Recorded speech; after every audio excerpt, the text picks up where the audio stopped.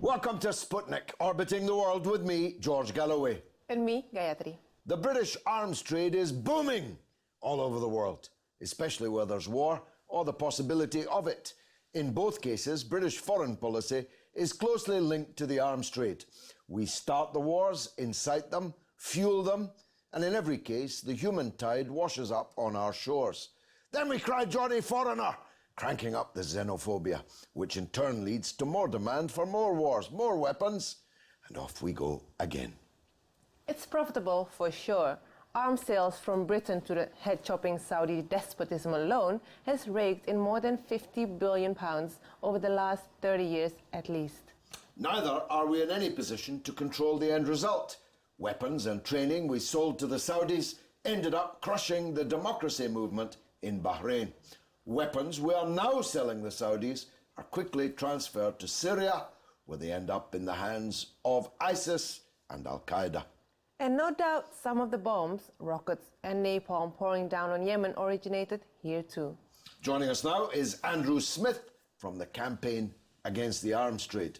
A pretty hopeless campaign, isn't it? Britain seems hooked to the arms trade. Well, first of all, thank you for having me on today.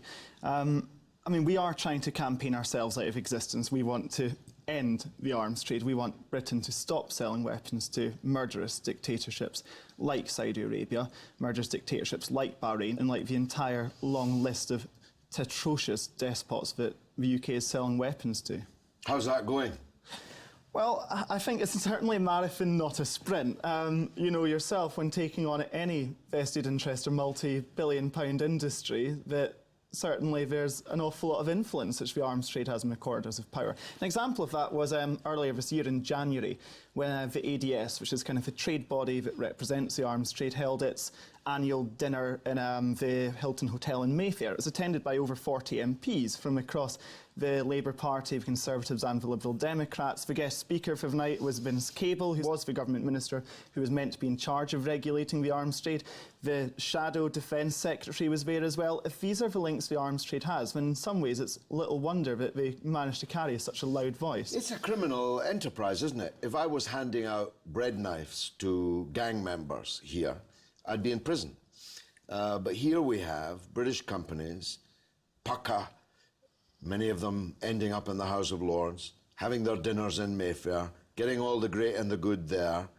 And what they're doing is handing something much more deadly than bread knives to people who are much more deadly than gang members. Well, that's completely true. I mean, the government takes a very sensible position that it shouldn't be easy for any of us to go into a shop and buy a gun. It's actually incredibly difficult, and quite right too, because the government's made the correct calculation that if it's really easy to get weapons, then there's more likely to be crime.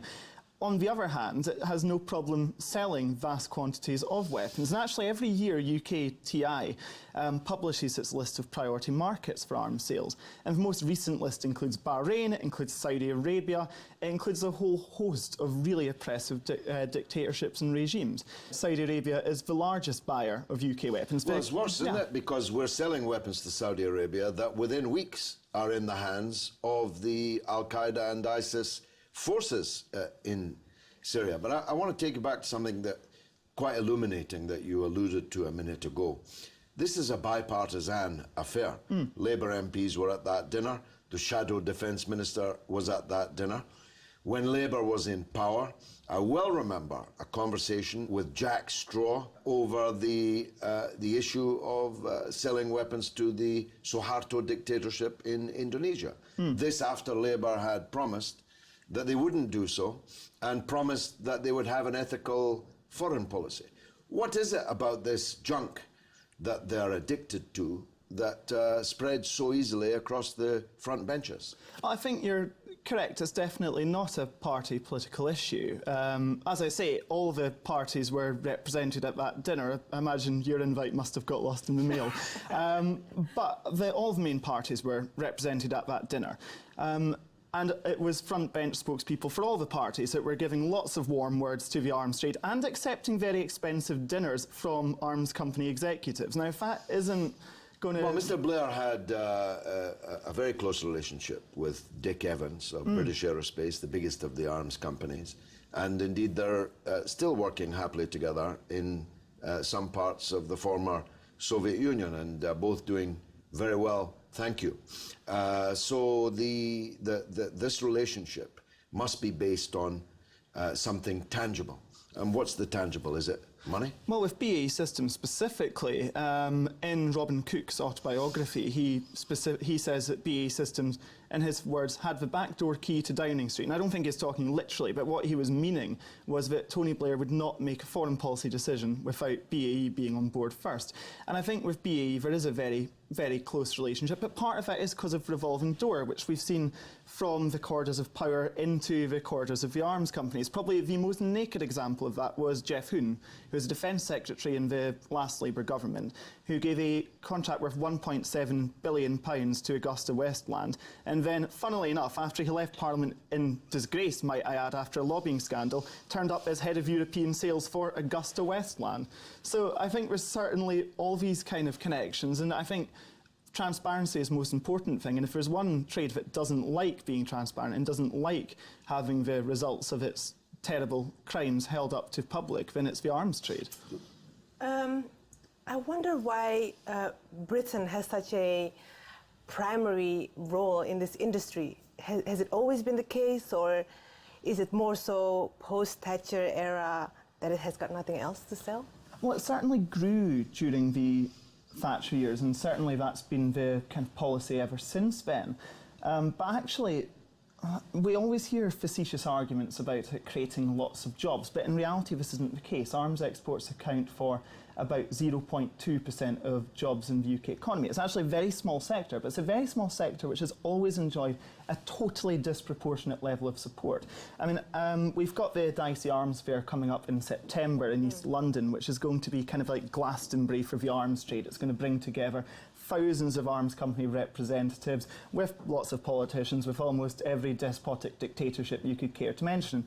And it's being organised by the government. It's being organised by civil servants. It's going to have government ministers in attendance. They'll be doing a lot of promotion for it. And that's a key point, because the government isn't a neutral bystander in the arms trade. If it takes a deal from company A and sells it to country B or whatever, it's actually an active participant as well. We've seen that even in the last few months. Philip Hammond, the Foreign Secretary, has been in Bahrain openly lobbying for the Bahraini government to buy Eurofighter jets. And he's been openly talking about negotiations in the press. There's no attempt at secrecy, because there doesn't need to be. The government is a pro-arms trade government and wants to send that message out. Well, it's Glastonbury in which the participants are up to their knees in blood rather than mud. Yes. But it is a mark of shame on London that yet again we're going to host this grisly bazaar where the worst generalissimos are ferried around in Ministry of Defence cars. I've seen them, protected by British military officers in no doubt bullet and bomb-proof limousines, ferried out from their five-star London hotels in the centre of town out to the East End, where they will be courted openly. No doubt there will be dodgy business done, as there has been done in the past. And off go these generalissimos with more methods, means of killing people. Now, that's a very direct example of the state organising this criminal enterprise. But, of course, the taxpayer is forced in many cases, aren't they, to underwrite this through the Export Credit Guarantee Scheme. Tell us about that. Well, yeah, I mean, there's often this kind of misconception that the arms trade brings in lots of money. And we've already talked about jobs, but actually on the money front, it doesn't either. There's been some studies have put it that as a subsidised industry, arms exports alone cost taxpayers about £700 million every year. So Because of this? It's partially because of that, partially because of the money which gets spent on organising all the various arms trips and tours, and part of it on kind of promotion of events like DICE and things like that. So actually, it's not this kind of economic powerhouse of a country. And even if it was, even if those kind of talks were true, even if there's any truth in it whatsoever, then that raises the question of why the UK would be so dependent on having to sell weapons to some of the worst people in the world in order to pay its way. And actually, there's a very real human cost to this as well, because if we look to Egypt, where UK tear gas has been used against peaceful protesters, we look to Hong Kong, where UK tear gas again has been used, we look to Bahrain, where UK armoured vehicles were involved in putting down the democracy protests. In all of these cases, when the truth comes to light, it's only because of the good work of journalists and activists on the ground. It's not because the UK government holds up its hands willingly and admits that it's done all of these terrible things. No, it says that it seeks assurances that the weapons we're selling will not be used for external aggression or internal repression, which begs the question, what are they there for? What's the weapons for if they're not going to be used in either of these two things? One interesting example of this is Israel as well, because in 2009, the then Foreign Secretary David Miliband gave a speech in the House of Commons where he said it was almost certain UK arms had been used in the bombardment of Gaza in 2008, 2009. And of course, at the time, he said, we will try and reflect on this in all future arms sales. And of course, nothing changed. And then actually, last summer... Never trust a Miliband. Then last summer, UK arms again were almost certainly used against the people of Gaza. We know this because the Department of Business, Innovation and Skills did its own report, which found that there were 12 licences for weapons which were, in their words, likely to have been used against people in Gaza. And I don't think that we're going to suddenly see the UK stopping exports to Israel, even though it's shown time and time again it will use UK exports against the people of Gaza and to breaking the rules that the British government says that it imposes. But hey, some things never change. But I must say, your campaign is magnificent. How do people support the campaign against the arms trade? Well, if you go onto our website, there's an awful lot of different activities and events which are coming up all across the country. We've got really strong local active groups, but we are going to be mobilising and campaigning for against the DICE arms fair when it rolls into town this September as well. There's also a lot of other things on the website. You can actually see a list of every single UK arms export that has been approved since 2008. So you can see see exactly what weapons we've been selling to these terrible regimes are. Andrew, we need you in Parliament. Good young Scotsman, that. Coming up after the break, if the arms trade is bad for your health, wait until you hear about the Transatlantic Trade and Investment Partnership, TTIP. If you stay tuned, you surely will.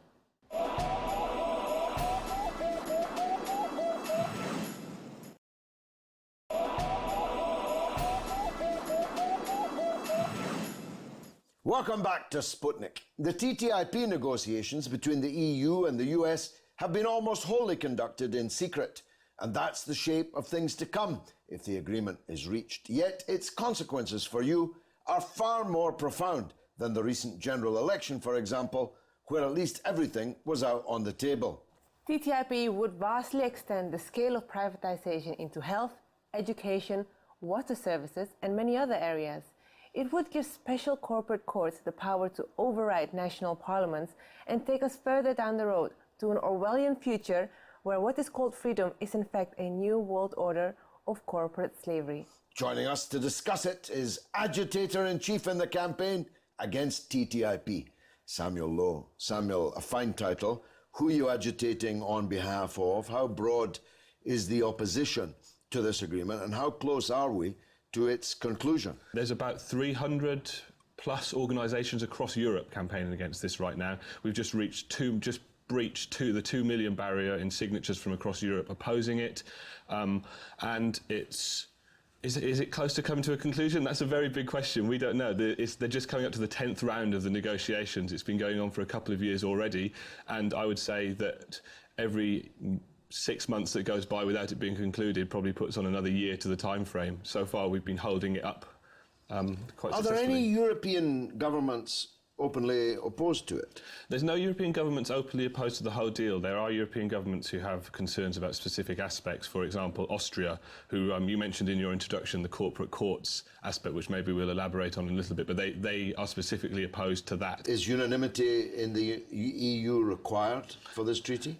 Yes, it is, in terms of the Council, so they would all have to vote it through. Whilst there are governments against it, the aim of the campaign is really to try and derail it before it gets to that stage. So the European Union is one side, the United States is the other. Is it overwhelmingly popular there?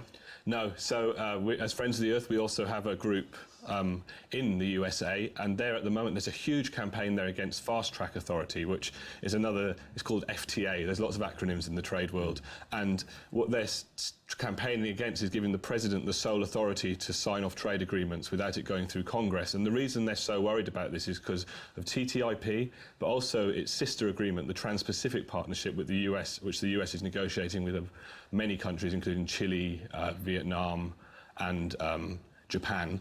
And there's a lot of concerns on the US side as well. So it's very much not one of those things of us in Europe just being anti-US. There's consensus amongst civil society on both sides of the Atlantic that these deals aren't good for people and should be stopped.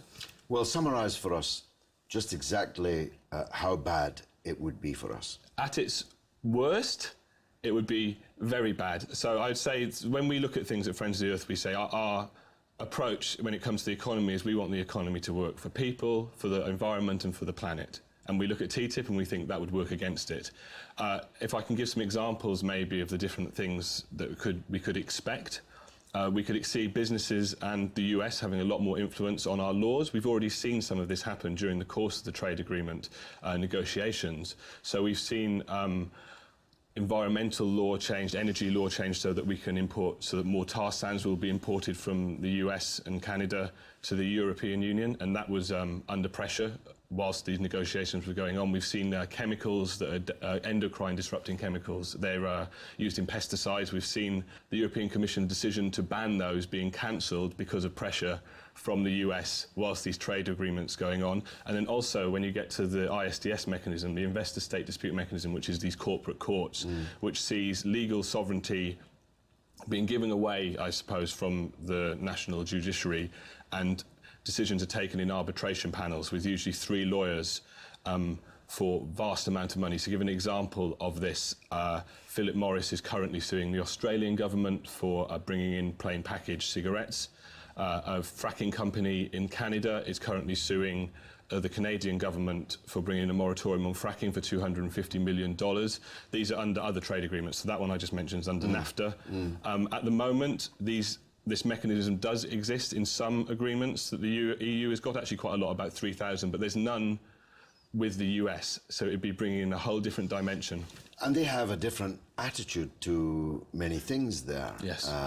GM food, for example, is very much bigger there than here. Almost nowhere in Europe is it being openly promoted and sold, whereas in the US it's becoming hegemonic.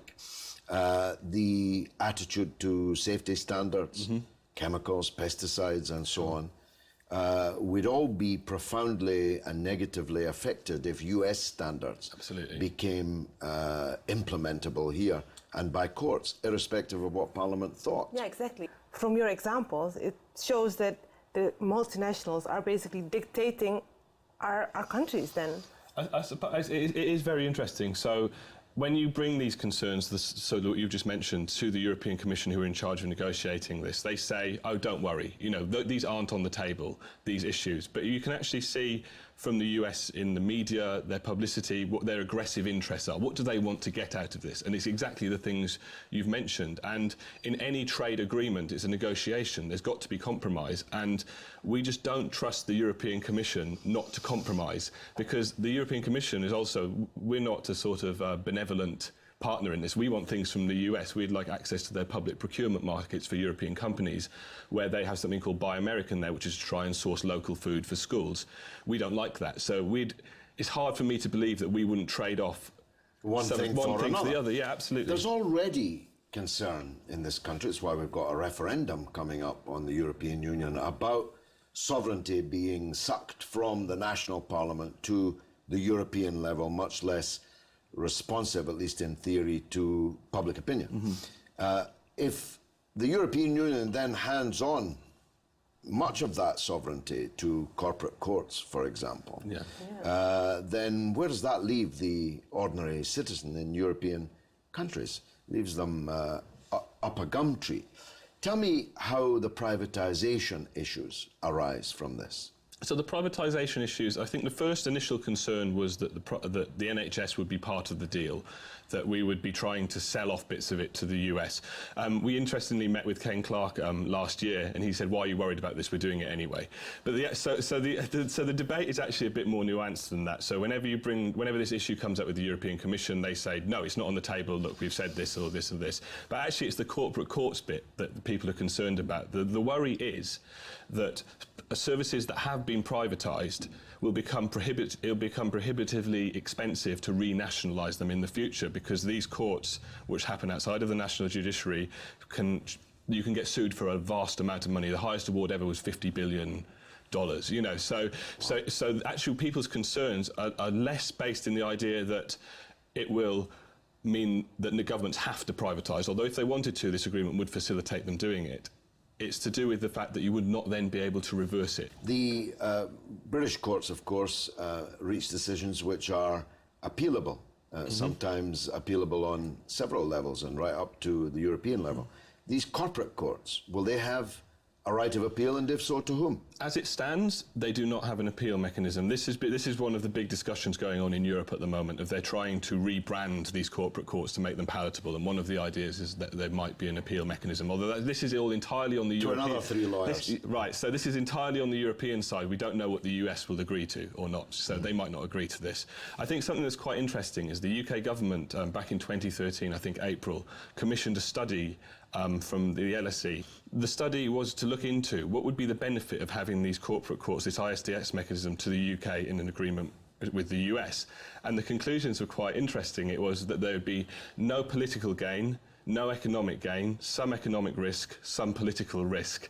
So, and then this study was rarely heard from ever again. I mean, it's on their website if you know where to look for it.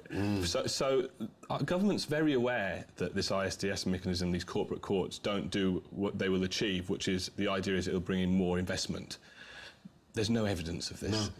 So if this TTIP reaches agreement, how will this affect the rest of the world? So one of the drivers, I suppose, behind the TTIP agreement is that the WTO has stalled. Effectively, developing countries have said, we're not getting a good deal out of this. We want it to be a bit fairer.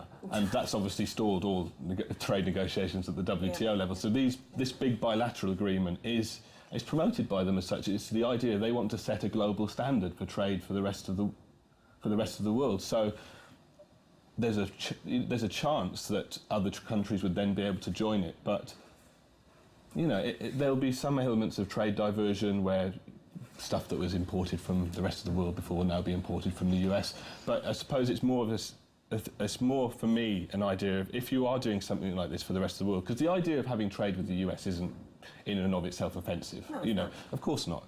There's lots of things we'd like. So say they went into the trade agreement saying, these are the highest standards we can get that work, and we want to bring both of our standards to that level, and we've both got, as governments, the public's trust that this is sincerely what we're trying to achieve, there would be no issue. But there's a worry that, especially if there's ISDS in this agreement, this is setting a global standard that the rest of the world is trying to remove themselves from. Indonesia are trying to get out of all trade agreements with this ISDS mechanism, and South Africa as well, because they've seen it to be harmful. And if it's in TTIP, I mean, it's the global standard for the next 20 years. God save us. The best of luck with your campaign. How do people sign up for it? There's many groups working on it. So Friends of the Earth, War on Want, World Development Movement, now called Global Justice Now, 38 Degrees, the Union. So on all of our websites, you can find it. If you specifically want to go through the Friends of the Earth website, www.foe.co.uk/TTIP. Excellent. Thanks, Sam, for that. And now it's your turn to tell us what you think through the portals of social media. What's rattling, Gayatri? About this British arms trade, Joe Cook says cheerleaders-in-chief for the British arms trades are Prince Charles and Andrew. their business trips to Saudi soaked in blood. Well, and David Cameron too, of course. I mean, there was one occasion in the last Parliament where David Cameron from the dispatch box denounced me as a friend of dictators before getting onto an airplane that very afternoon and flying to Saudi Arabia and Bahrain openly to sell them weapons. About the TTIP question, Free Press says TTIP is backed by 3 main UK parties. It begs the question who they really represent, not the public, surely. And that's all that we've got for this week. Which, alas, means that's the end of the show. You can stay in touch with us on Twitter at RT_Sputnik or on Facebook at Sputnik on Russia Today. It's goodbye from me, Gayatri. And from me, George Galloway. It's been marvellous.